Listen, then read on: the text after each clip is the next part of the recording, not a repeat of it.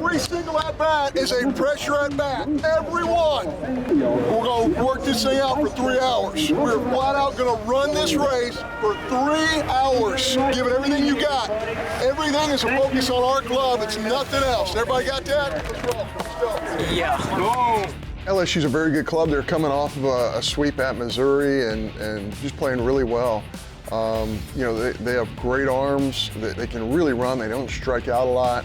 They can pressure you. And of course, going to Alex Box is, you know, it's a difficult environment to deal with, as are many of the venues in the SEC that we play in. So it was a real challenge for our kids. They really enjoyed that opportunity. And for the most part, I think we played pretty well.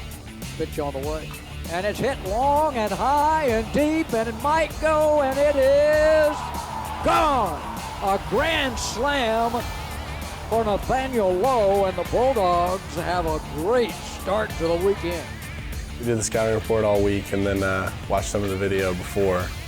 And a big part of that grand slam too that's overlooked is the fact that we had a take-it play right before that where they could have converted a double play, and they didn't take advantage of it. And I knew that right after that, when they made the error, they were going to try and get something over the plate. So I cheated a little bit to a fastball in to try and elevate and get that run in from third, and we were just fortunate that the ball carried out of there and I got a good swing off. Dakota Hudson, he doesn't need any instruction there. I thought he really had quality stuff. He gave up some hits, but again, I think he gave up some soft contact, gave up some ground ball hits.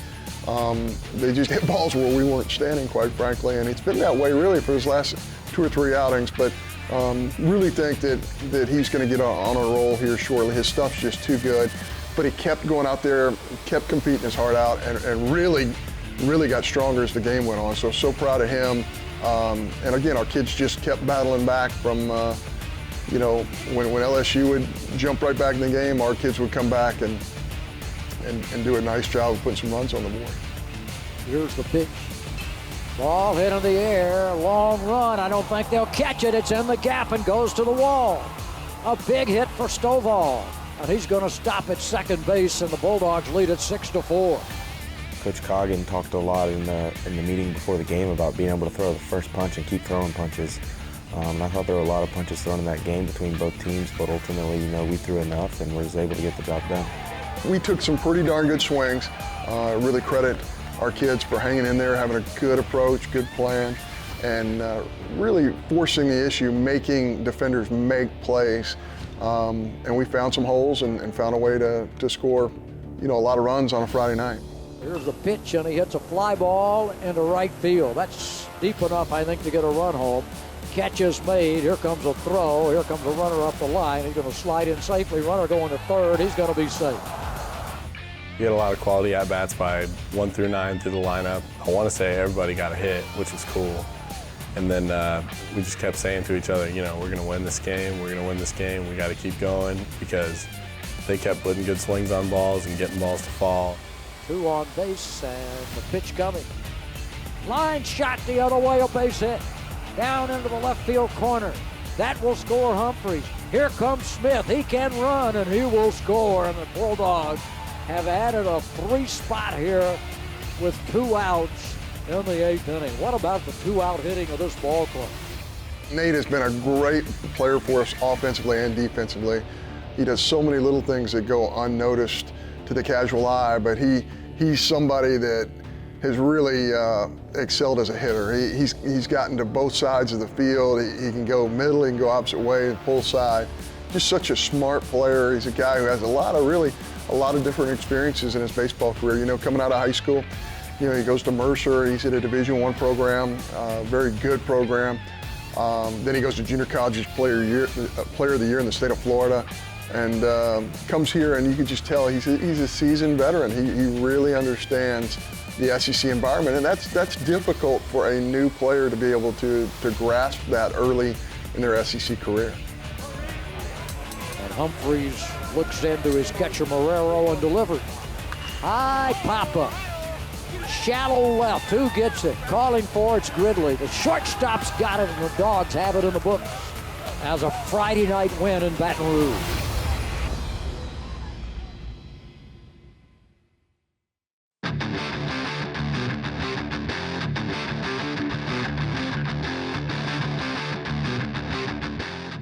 guys, our job's not done. Keep running the marathon. This is a very important baseball game. This is the game. Not yesterday, not tomorrow. This is the ball game right here. Give it everything you got. This team's very resilient. I think we have some older kids who are great leaders. We have great captains on our club. And, you know, we have that nice mixture of some older guys and some younger guys. Our younger guys have made a huge impact on our team. You can look at a Mangum, who's a new piece to our club. You can look at a Marrero. You can look at a Lowe. You can look at Kruger. There's so many pieces, new pieces, that have just stepped in and done a great job for our club. He started out really hot. You know, I think it was something ridiculous. He's hitting like 500, and then, you know, he hit a little rough patch, but, like, you know, that's the game of baseball. It's a game of failure, and you have to be able to adapt and adjust, and, you know, I think he's done just that, and he's bouncing back really well. Here's the delivery, and he struck him out swinging at the changeup away. Austin was not pleased at all with his performance against A&M, and I think that entire week he was chomping at the bit to pitch at LSU and was looking forward to that environment, looking in charge of, you know, looking forward to taking control of that ball game. And I thought his changeup was just dominant. He got to both sides of the plate with his fastball. Really controlled the running game against an LSU team that has had tremendous success running as an offense. So really pleased with him. I thought he was so mature and just gave us the performance we absolutely needed on Saturday to be able to come out with a big win in a low-scoring game. Lang gets ready with a 1-0 pitch. He has talked to his pitching coach, and the delivery coming. And the ball is driven into center field, coming in, making a running catch, falling down now, and the throw will be to third base, and the runner scores easily in Mangum, and back to second base went Kruger, and that ball was nailed to Fraley in center field. I talk to the reporters a lot after games, and, you know, the first thing that I say about Reed is he's hitting 340 with 5 home runs and this many RBIs and, you know, 20-some doubles or whatever it is, and then you call him out of left field and he comes in, throws a 95 and shuts the door down. So, you know, you can't say enough about what Reed Humphrey's doing and how much he means to this team. Now the 1-2 pitch coming. Line drive to the shortstop. This game's in the book, and the Dogs have won a series in Baton Rouge. Well, they hadn't done it since 2006, but they did it tonight. I really don't distinguish times and places. I distinguish where we are right now as a program, and I don't care if you're at LSU or at Missouri or at Kentucky or at Arkansas. A win on the road is a win on the road, and it's become so difficult to get those wins on the road in our league that you really have to play so well on the road because so many things are working against you.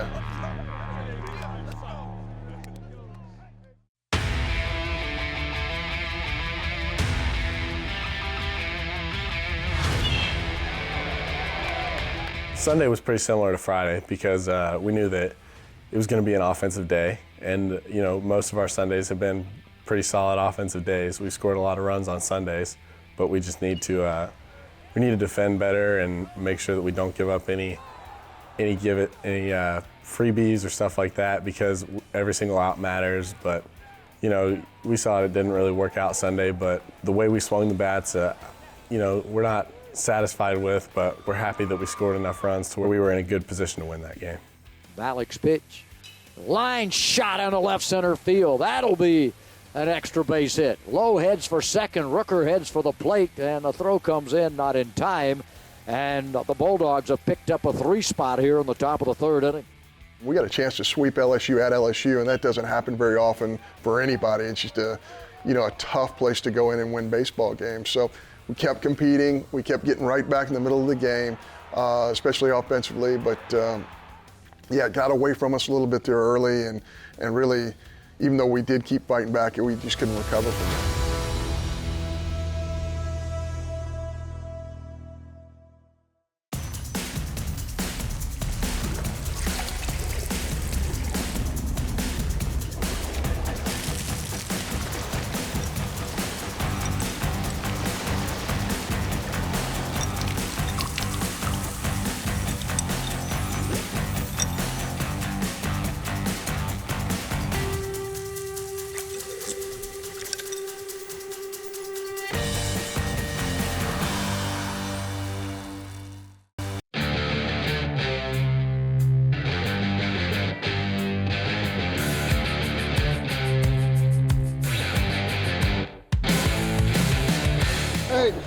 lock in on what's important right now. That's the first pitch that's going to be thrown. We need great focus for 3 hours. Sun, hey, so we're going to blow out a little bit more today. The sun's going to be a factor for everybody on the right side. Make sure you have sunglasses. Hey, this is important. Every pitch today matters. Right, Kilbro? It matters. So we're going to dominate the running game. We're going to get behind here. Everybody who's going to come in this game to pitch is going to be ready to pitch. And we're going to dominate defensively. We're going to have great at-bats. We're going to make this guy work a little bit.